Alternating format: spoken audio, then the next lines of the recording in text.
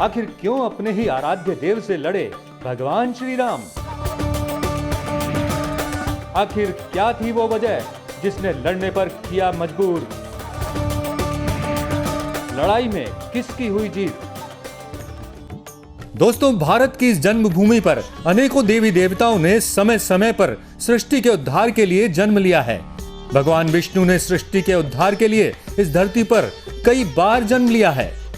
इन्हीं अवतारों में से एक हैं भगवान श्री राम। श्री राम भगवान श्री विष्णु के 7वें अवतार हैं जो त्रेता युग में अवतरित हुए हैं। आपको बता दें कि भगवान विष्णु के आराध्य देव भगवान शिव शंकर हैं। अब यह प्रश्न उठता है कि राम यानी विष्णु अपने आराध्य देव शिव से युद्ध कैसे कर सकते हैं? आपको बता दें कि पुराणों में इस बात का उल्लेख है कि श्री राम ने महादेव से युद्ध किया था। श्री राम ने यह युद्ध अश्वमेध यज्ञ के दौरान लड़ा था। जब श्री राम द्वारा किए जा रहे अश्वमेध यज्ञ का अश्व कई राज्यों को श्री राम की सत्ता के अधीन किए जा रहा था। इसी बीच यज्ञ का अश्व देवपुर पहुंचा, जहां राजा वीरमणि का राज्य था।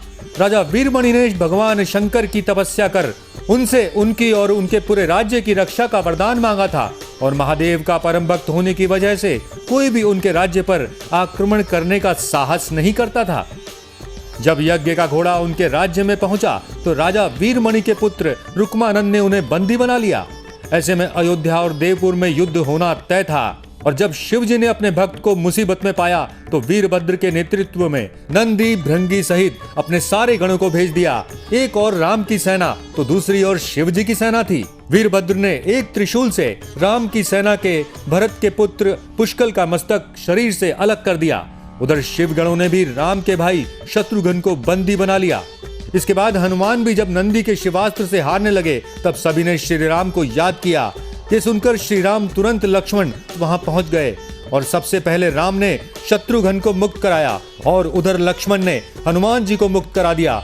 और फिर श्री राम ने सारी सेना के साथ शिव गणों से भी युद्ध करने लगे। जब नंदी और अन्य शिव के गण परास्त होने लगे तब महादेव स्वयं युद्ध में प्रकट हुए और तब श्री राम और भगवान शिव में युद्ध छिड़ गया। भयंकर युद्ध के बाद अंत में श्री राम ने पाशुपतास्त्र निकालकर शिव से कहा, हे प्रभु, आपने ही मुझे ये वरदान दिया है कि आपके द्वारा प्रदत्त इस अस्त्र से त्रिलोक में कोई पराजित हुए बिना नहीं रह सकता। इसीलिए हे महादेव, आपकी ही आज्ञा और इच्छा से मैं इसका प्रयोग आप पर ही करता हूँ। ये कहते हुए श्री राम ने वो दिव्यास्त्र भगवान शिव पर चला दिया। वो अस्त्र सीधा महादेव के हृदय स्थल में समा गया और भगवान रुद्र इससे संतुष्ट हो गए।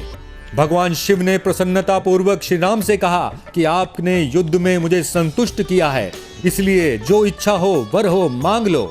इस पर श्री राम ने कहा कि हे भगवान, यहाँ मेरे भाई भरत के पुत्र पुष्कल सहित असंख्य योद्धा वीर गति को प्राप्त हो गए हैं। कृपया कर उन्हें जीवन दान दे दीजिए। और भगवान शिव ने उन सभी को जीवन दान दे दिया। इसके बाद शिव की आज्ञा से राजा वीरमणि ने यज्ञ का अश्व भगवान राम को लौटा दिया और श्री राम भी वीरमणि को उनका राज्य सौंपकर शत्रुघ्न के साथ अयोध्या चले गए। वीडियो में अंत तक बने रहने के लिए शुक्रिया। मिलते हैं अगले वीडियो में एक नए टॉपिक के साथ।